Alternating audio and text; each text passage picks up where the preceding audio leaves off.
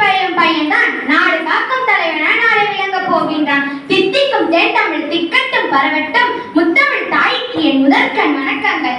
என் பெயர் தாகிருஷ்ணன். நான் 7ஆம் வகுப்பு ஆ பிரிவு படிக்கின்றேன். என் பள்ளியின் பெயர் கோலக்கார அரங்கசாமி நாயக்கர் நடுநிலை பள்ளி லாஸ்பேட்டை. இன்று உங்கள் முன் ஆசிரியரை போற்றுதலால் உயரும் மாணவர் சமுதாயம் என்ற தலைப்பில் பேசியிருப்பதில் மிகுந்த மகிழ்ச்சியும் பெருமையும் கொள்கின்றேன்.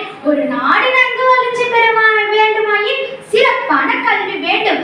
கல்வி போதிலும் பள்ளிகளை பல்கலைக்கழகங்கள் நாடெங்கும் பரவி இருத்தல் வேண்டும். கேடில் செல்வம் கல்வி ஒருக்கு மாடல மற்ற பிள்ளைகள் 5 வயது நிறமடைந்த பின்புதான் பள்ளியில் சேர்க்கப்பட்டனர். ஆனால் தற்போது 2.5 வயதிலேயே LKG UKG வகுப்புகளில் சேர்த்து விடுகின்றனர்.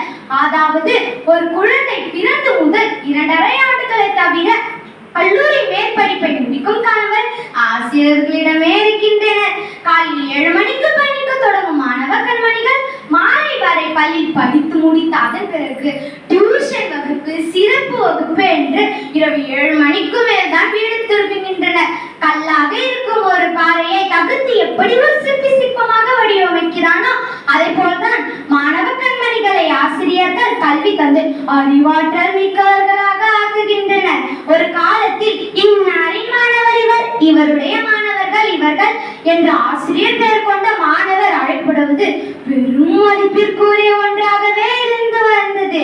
அன்றைய நாளில் ஆசிரியர் மாணவர் உறவு பெரும் போற்றாதலுக்குரியதாகவும் இருந்து வந்தது. மீண்டும் அந்த நிலையை எட்டுவதற்கு முயல்வோம்.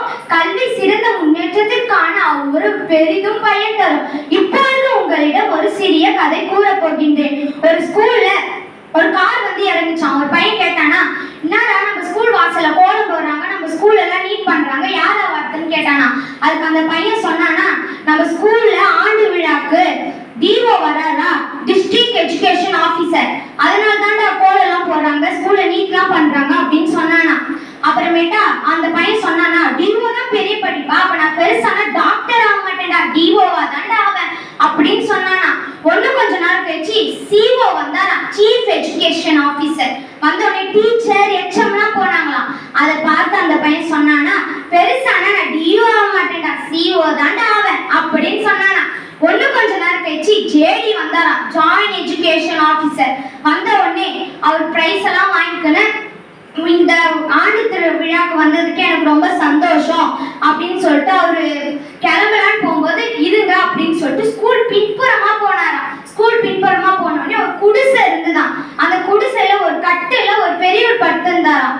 அங்க போய் ஜேடி போய், இங்க கந்தசாமி இருக்கீங்களா ஐயா, கந்தசாமி இருக்கீங்களா அப்படின்னு சொல்லி போனாராம். அந்த பெரியவரும் நான் தான் கந்தசாமி, உள்ள வாங்க அப்படின்னு சொன்னாராம். ஜேடி உள்ள போய், ஐயா நான் யாருன்னு தெரியுதா, நான் தான் முன்னுசாமி, சின்ன வயசுல உங்ககிட்ட நான் படிச்சனே, நான் அடிச்சிங்க முட்டி போட வச்சிங்க, இப்ப உங்களாலதான் நான் பெரிய பதவியில இருக்கேன் அப்படின்னு சொல்லி அந்த பெரிய ஒரு காலை தொட்டு கும்பிட்டு போனாராம். அதை பார்த்து அந்த பையன் சொன்னானா, உயர்ந்த படிப்புனா டிஓல சிஓல ஜேடில ஆசிரியர் தானே உயர்ந்த படிப்பு என்று சொன்னானா.